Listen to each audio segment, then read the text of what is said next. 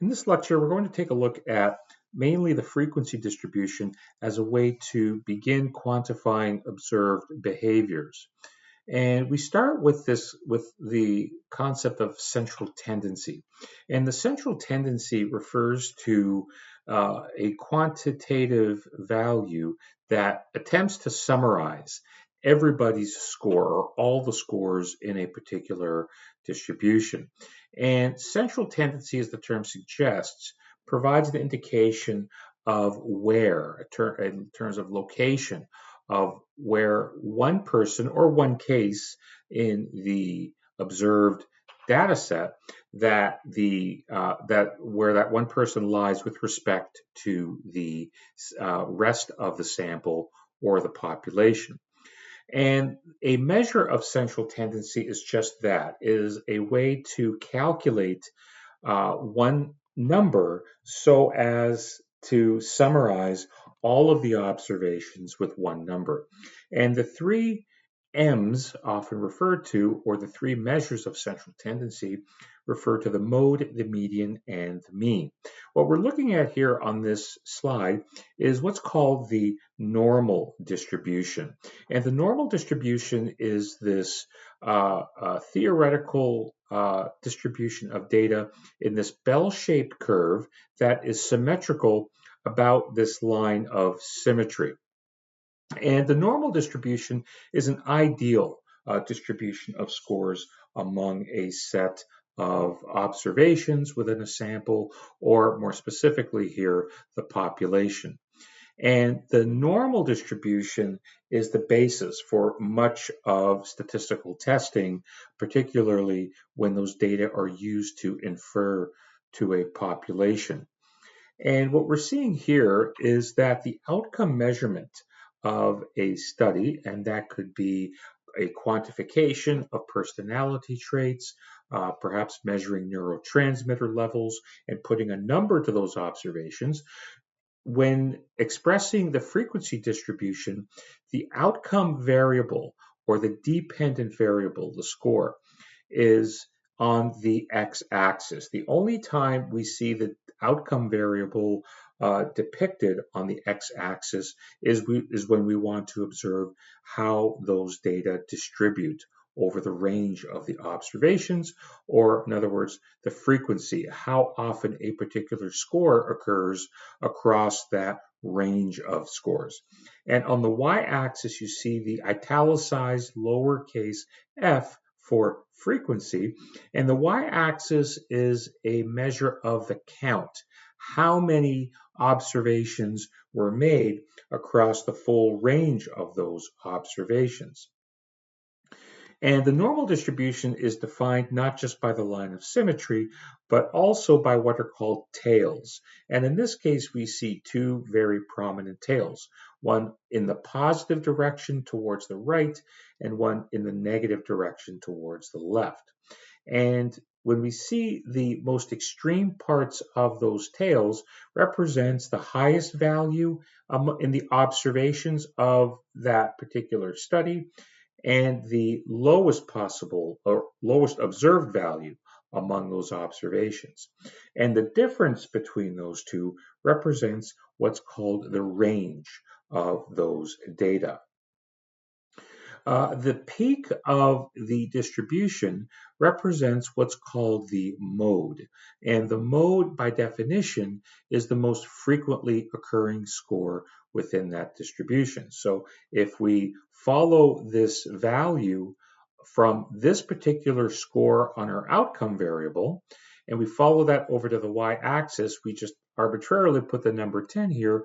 But what this tells us is that we have 10 observations at this particular score of our outcome variable. Any value above this particular value towards the right or towards the left, the number of observations will decrease down to where they decrease down to a value of 1 at the most extreme ends of the tail. Now, with the quote-unquote normal distribution, the three M's all occur at the same point of our outcome variable, which occurs at our line of symmetry. So that line that creates a mirror image of how the data distributes on the left-hand side of the line and the right-hand side of the line. And that's where we see the mode, the median, which is the middle score, and the mean, which is the average score.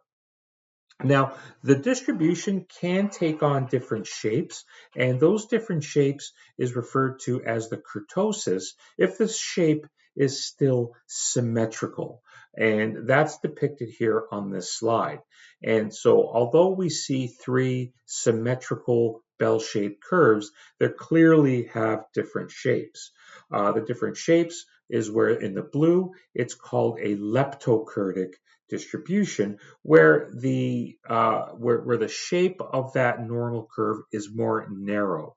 And in this case, the scores are clustered closer to the mean. Well, remember that the mean occurs at that line of symmetry with our outcome variable on the x-axis. The mesokurtic distribution is the quote-unquote normal distribution we just saw on slide number 9. And although we don't detail it here in this video, but the kurtosis, or the shape of a distribution, can be quantified with a numerical value. A mesokurtic distribution, which is as close as you can get to the normal distribution, will have a value of 0. That indicates it is a perfectly normal distribution. The platykurtic distribution, once again, is symmetrical.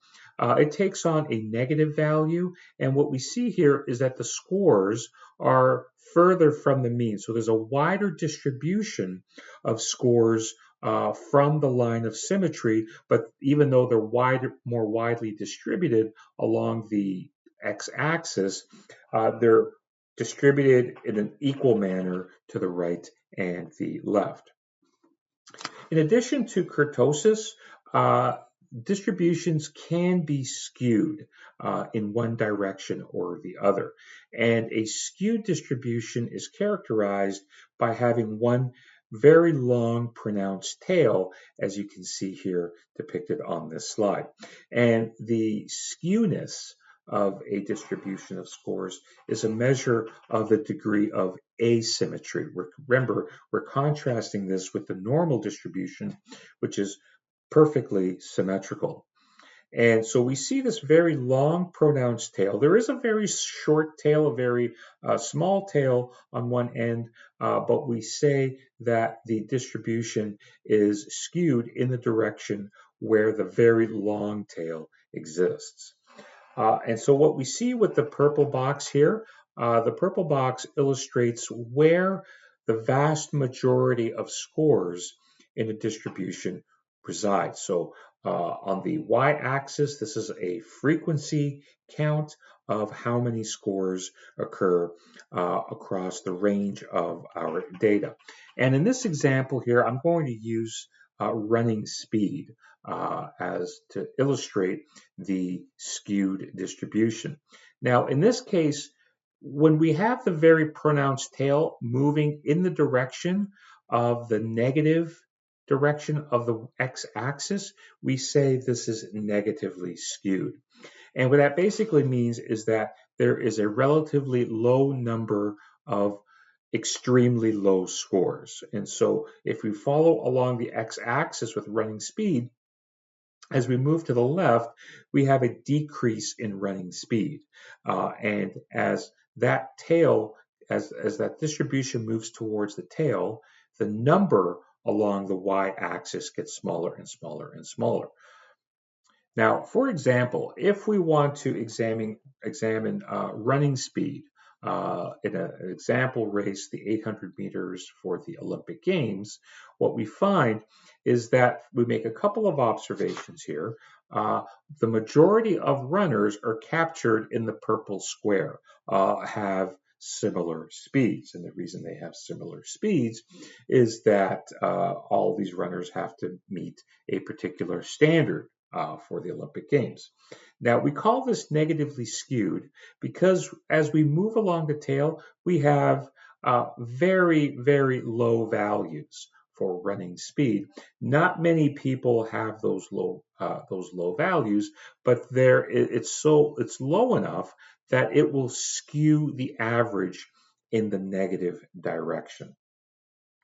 An alternative way to look at this is that if we go to the very short tail on the positive side, so this doesn't change how we describe it, we take a look at this very isolated region, and if we follow this over to the y-axis, we would have a frequency of 3. So only 3 observations at this extremely high value for running speed, and those 3 happen to be the Olympic medalists. Illustrating the negatively skewed distribution. Now, we can also have a positively skewed distribution, and if we use the example of household income, once again, the F is counting the number of household incomes, and this tends to be positively skewed, where there's a relatively small number, so when you see the term number, you're counting along the y-axis of extremely high scores. And so in this particular example, we see the vast majority of households, and this might be in the province of Ontario, all have household incomes within a particular range that is somewhat similar. But as we move in the positive direction along that very long pronounced tail, then we start to see a lower number along the y-axis. So we have these very high household incomes as we move along the x-axis, but if we track how many millionaires in terms of household income, we don't have very many of those millionaire households.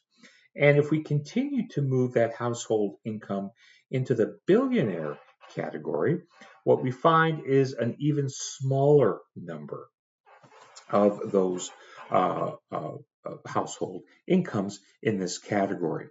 Now, what happens here is because these household incomes are extremely high and are far away from where the main cluster of the household incomes, the vast majority, these, even though there's a small number of them, this will have the effect of skewing average household income into the positive direction.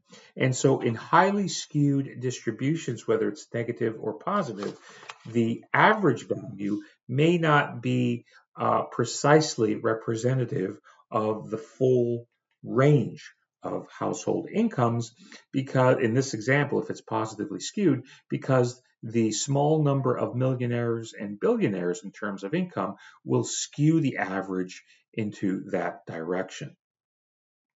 So if we take a look at the first measure of central tendency, the mode in which the outcome is not an average, but how many times a particular score occurs. Typically with the mode, we look at the score where the largest number of observations occur, is typically used when we have nominal or ordinal scales of measurement. But there are some limitations when using the mode. If there are more than 2 modes within a data set, it becomes difficult to describe and interpret the data. And the one example here is an extreme case where we have a rectangular type of distribution, and this classification is made based upon the shape of this distribution.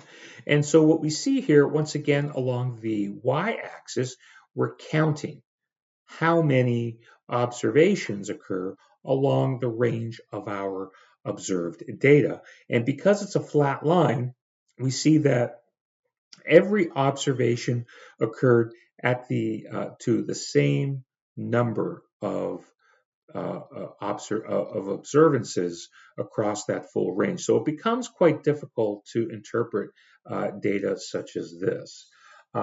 In studies or data sets that are skewed, the mode does become a challenge to interpret as well. So once again here along the x-axis represents the possible outcome variables or values for our measurement. And this rectangular distribution illustrates many modes that are describing the data, and it makes it difficult to come up with interpretations. A pattern that can be explained is what's called the bimodal distribution, as we can see here. So once again, the mode is represented by the highest point in the frequency distribution. So on the previous slides, before slide 13, we saw examples of the normal distribution, distributions that were either more narrow or flatter or skewed. We still were able to identify one mode. But in a bimodal distribution, here we see that there are two instances of the outcome variable. Okay, so let's ignore these numbers for now, but the x-axis represents the outcome variable or a dependent variable, and there are two levels or 2 points of the outcome variable where the number of observances were, in this case, the same and were most common, where beyond this lower value, the number of occurrences decreased and then began to increase again. And this can be interpreted based upon the research question, which is a better, more easier interpretation than what we saw on slide 13 with a rectangular distribution. So this ends this video on our measures of central tendency.